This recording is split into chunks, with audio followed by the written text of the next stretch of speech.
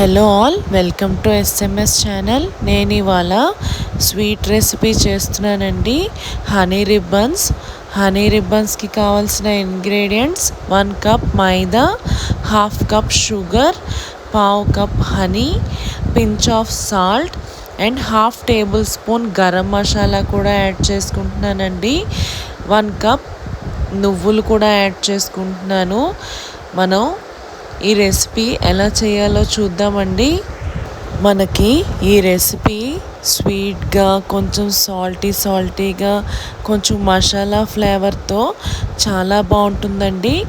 నువ్వుల వల్ల మనకి ఈ రెసిపీ చాలా టేస్టీ ఉంటుందండి. నువ్వులు కాల్షియం కదా. ఇప్పుడు మనం ముందుగా ఒక బౌల్ తీసుకొని మనం మైదా పెట్టుకున్నాం కదండి పక్కన. ఆ మైదా మనం డౌలా ప్రిపేర్ చేసుకోవాలండి. కొంచెంగా వాటర్ యాడ్ చేసుకొని డౌ ప్రిపేర్ చేసుకోవాలి, చపాతీ డౌ లాగా. చూడండి, నేను ఇక్కడ వీడియోలో చూపిస్తున్నాను కదా, ఈ విధంగా మనం మిక్స్ చేసుకొని సైడ్ పెట్టుకోవాలి. చూడండి, ఇక్కడ నేను డౌ ప్రిపేర్ చేసేసుకున్నాను. ఒక 15 to 20 minutes డౌని రెస్ట్ అవ్వనివ్వాలి. నేను లిడ్ క్లోజ్ చేసి పక్కన పెట్టేసుకుంటాను. ఈలోగా మనం పాకం తయారు చేసుకుందామండి.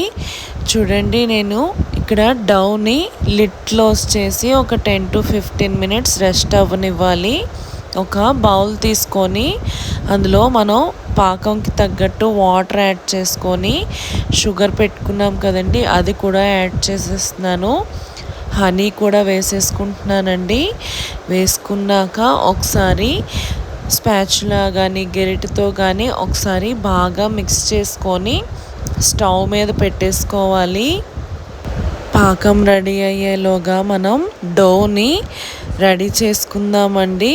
మన ఫింగర్స్ ఉన్నాయి కదా, ఆ ఫింగర్ సైజులో మనం కట్ చేసుకోవాలి. చపాతీలా ప్రిపేర్ చేసుకొని నాకు ఇక్కడ 4 భాగాలు చేసుకున్నానండి డోని. అప్పుడే మనకి పల్చగా వస్తాయి, లేదంటే లావుగా వచ్చేస్తాయండి మనకి రిబ్బన్స్. చూడండి, నేను ఇక్కడ వీడియోలో చూపిస్తున్నాను కదా, ఈ విధంగా మనం రౌండ్గా ప్రిపేర్ చేసుకోవాలి. అలా ప్రిపేర్ చేసుకున్న తర్వాత ఒక నైఫ్ తీసుకొని మనకి ఏ సైజ్ కావాలంటే ఆ సైజ్ రిబ్బన్స్లో కట్ చేసుకోవాలి. చూడండి, నేను చూపిస్తాను. చూడండి, నేను ఇక్కడ మనం థిక్నెస్ చూసుకోవాలండి, మరీ పల్చగా చేసేసుకోకూడదు. నేను ఇక్కడ వీడియోలో కట్ చేస్తున్నాను కదా, ఈ విధంగా మనం రిబ్బన్స్ లాగా కట్ చేసుకోవాలి. నేను ఇంత పొడవు ఉంచలేదండి, మళ్ళీ దాన్ని మధ్యలో కూడా కట్ చేసుకున్నాను. చూడండి, నేను చూపిస్తాను. ఈ విధంగా కట్ చేసుకుంటే మనకి చాలా బాగా ఫ్రై అవుతాయండి అవి. అలా కట్ చేసుకున్నవి నేను ప్లేట్లోకి తీసేసుకుంటానండి. ఈలోగా మనం పాకం ఎలా రెడీ అయిందో చూపిస్తాను మీకు నేను. పాకం మనకి ఇంకా తయారవ్వాలండి, ఇంకొంచెం పల్చగానే ఉంది. ఈలోగా మనం ఒక బౌల్ తీసుకొని మనం రిబ్బన్స్లా కట్ చేసి పెట్టుకున్నాం కదండి, అవి మనం ఆ బౌల్లో వేసేసి అవి ములిగినట్టుగా వాటర్ యాడ్ చేసుకొని అవి బాయిల్ చేసుకుందామండి. 70% కుక్ అవ్వాలి అవి. నేను ఇక్కడ వీడియోలో చూపిస్తున్నాను కదండి, ఈ విధంగా వాటర్ వేసుకొని స్టవ్ మీద పెట్టేసుకోండి. ఈలోగా మనం పాకం రెడీ అయిపోయిందండి. నేను చూపిస్తాను చూడండి. మనం ఇప్పుడు ముందుగా సాల్ట్ను గరం మసాలా పెట్టుకున్నాం కదండి పక్కన, అవి యాడ్ చేసేసుకొని ఒకసారి బాగా కలుపుకోవాలి. ఈలోగా మనకి రిబ్బన్స్ కూడా కుక్ అయిపోయాయండి. చూడండి, నేను ఇక్కడ వీడియోలో చూపిస్తాను. ఈ విధంగా మనం కుక్ చేసుకోవాలి. నేను ఇప్పుడు స్ట్రెయిన్ చేసేసుకుంటున్నానండి రిబ్బన్స్ని. అవి ప్లేట్లో పెట్టేసుకుంటాను స్ట్రెయిన్ చేసేసి. ఈలోగా పాకం కూడా రెడీ అయిపోయింది. నేను స్టవ్ ఆపేసుకుంటున్నానండి. ఇప్పుడు మనం డీప్ ఫ్రైకి ఆయిల్ పెట్టుకోవాలి.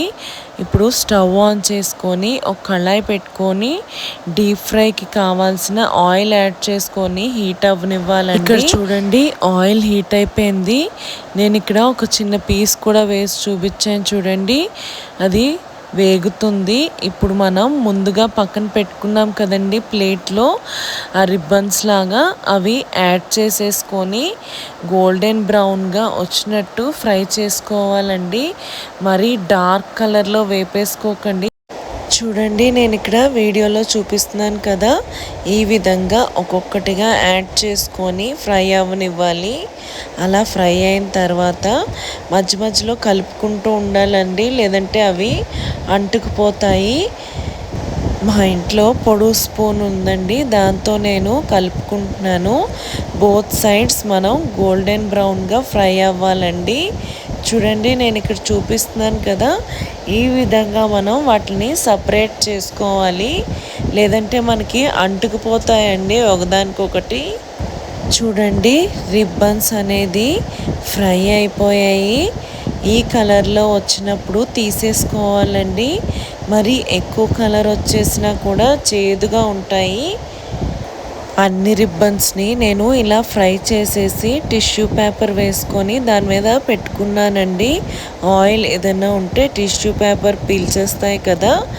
చూడండి రెడీ అయిపోయి, నేను ఇప్పుడు ముందుగా మనం ప్రిపేర్ చేసాం కదా పాకం, అందులో ఇవి యాడ్ చేస్తాను. చూడండి ఒకసారి వేసాక అవి బాగా మనం కలుపుకోవాలి స్పూన్తో. పాకం అంతా వాటికి పట్టేలాగా కలుపుకోవాలండి. చూడండి నేను ఇక్కడ వీడియోలో చూపిస్తున్నాను కదా, ఈ విధంగా కలుపుకోవాలి. మనకి పాకంలో వేసినప్పుడు అవి మెత్తగా అయిపోకూడదండి, క్రిస్పీగానే ఉండాలి మనకి. అవి మెత్తగా అయిపోతే బాగోదు, క్రిస్పీగా ఉంటేనే చాలా టేస్టీగా స్వీట్గా కొంచెం ఆ మసాలా ఫ్లేవర్తో చాలా బాగుంటాయండి ఇవి. చూడండి నేను ఇక్కడ నువ్వులు కూడా యాడ్ చేసేస్తున్నాను. మా ఇంట్లో ఫ్రై చేసుకున్న నువ్వులే ఉన్నాయండి, అవి యాడ్ చేస్తున్నాను. యాడ్ చేసాక బాగా కలుపుకోవాలి ఒకసారి.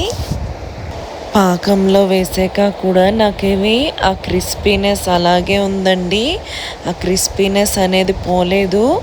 నేను ఇక్కడ సర్వింగ్ ప్లేట్లోకి తీసేసుకుంటున్నానండి. అసలు చాలా బాగున్నాయి అన్నారు, మా ఇంట్లో అందరికీ టేస్ట్ చూపించానండి, చాలా టేస్టీగా వచ్చాయి అసలు. నేను ఇక్కడ టాపింగ్ నువ్వులు యాడ్ చేస్తున్నానండి. చూడండి ఎంత కలర్ఫుల్గా ఉన్నదో, టేస్ట్ అయితే చాలా బాగుందండి అసలు. మీరు కూడా ఈ రెసిపీని ట్రై చేసి ఎలా వచ్చిందో కామెంట్ సెక్షన్లో చెప్పండి. Thank you for watching.